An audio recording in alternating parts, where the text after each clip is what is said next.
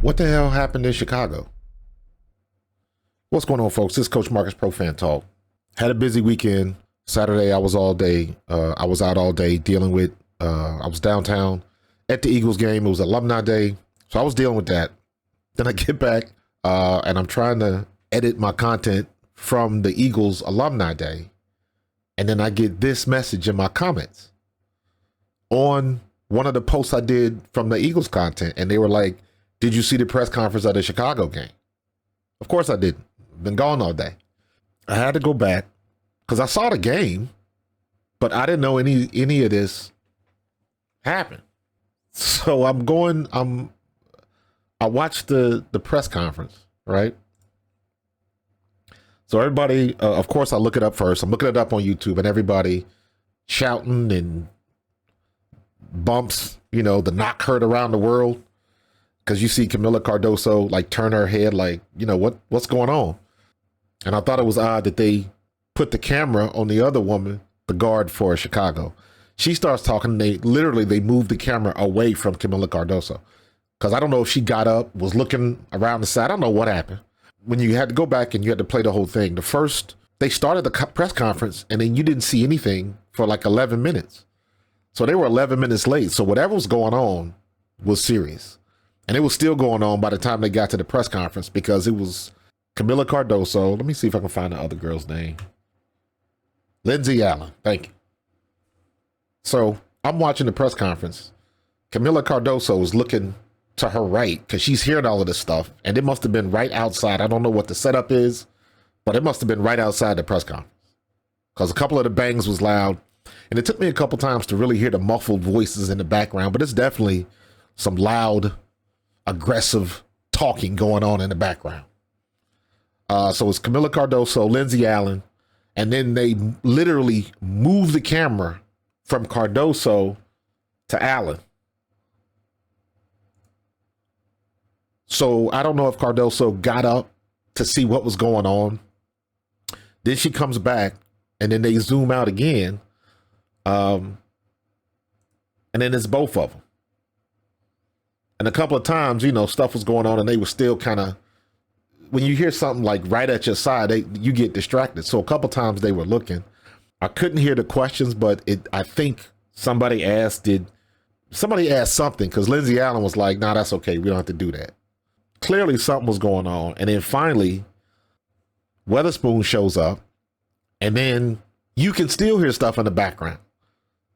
So I don't know if it was stuff being thrown, if it was somebody banging on the wall or slamming a locker, maybe slamming a locker door closed or something, whatever it was making loud bangs and it was distracting everybody. And you know how everybody's been in that situation where shit is going on around you and you trying to keep your composure, but that's very difficult to do. And I thought it was interesting, unless I missed it, did anybody ask Teresa Weatherspoon about the situation that happened with Kennedy Carter and Marina Mabry? I know Mabry talked about it, but I didn't hear anything from Chicago's side. And because we didn't, I'm thinking whatever's going on is going on with Kennedy Carter, clearly. I thought it was interesting that Angel Reese had the double-double again, and she wasn't in the press conference. But it is what it is. So I am positive that there will be more information coming out. I've been one, ever since the Caitlin Clark incident where she shoved Caitlin Clark down, I've been a fan of Kennedy Carter. I still argue that she is the best player on the sky right now. When she keeps her nose clean and when she stay focused, the girl is dangerous. But what she did to Marina Mabry, in my opinion, is worse than what she did to Caitlin Clark. Caitlin Clark, she just kind of gave her a hip check. And the only reason Caitlin Clark went to the ground was because it was she wasn't expecting it at all. It wasn't a hard hit. What she did to Marina Mabry, she was trying to break that girl's nose. I don't give a damn what anybody say. Because I understand what you do going for the ball and stuff like that. Because you go back and look at the play when Angel Reese hits Caitlin Clark in the head, trying to go for the block. And you knew, like, hey, that's a basketball play. She was trying to go for the block, and she was an inch too short and clipped her in the forehead. And usually in situations like that, it looks a lot worse than it actually is. But in this case, what Kennedy Carter did to Mabry, you know, she wasn't trying to go for the ball. She was trying to Hassan chop right through her nose. And I'm surprised that Marina Mabry, I don't know what their thing is with concussion protocol, because that caught her right on the nose. And I think a little bit later, she had like a minor nosebleed or something. I don't know. They really didn't kind of get into that.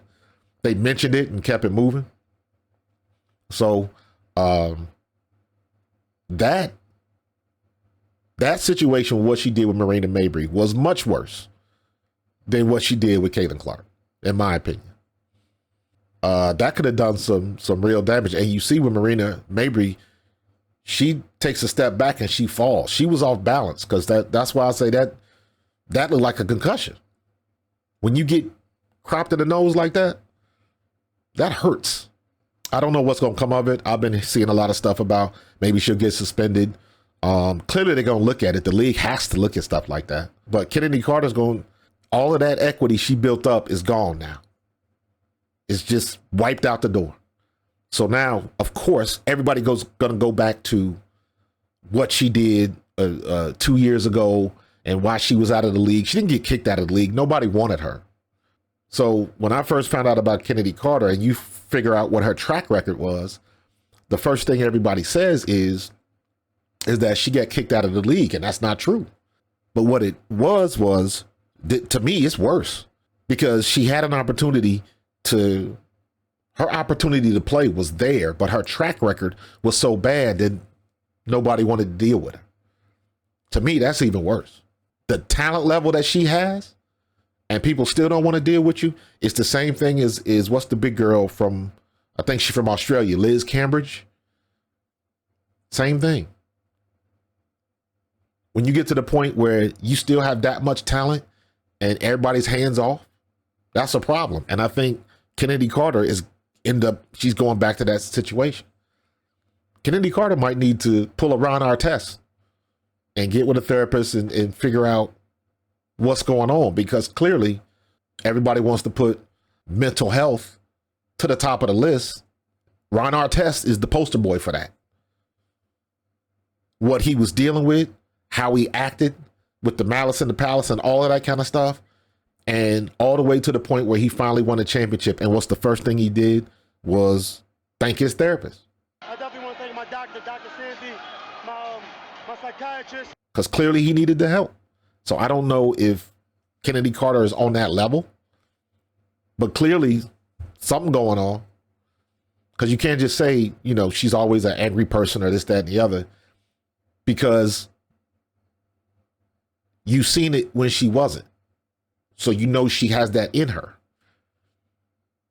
So I don't know, but clearly it was something going on. There's definitely going to be more information to come from this, and we'll see what happens. Catch you on the next one. Peace.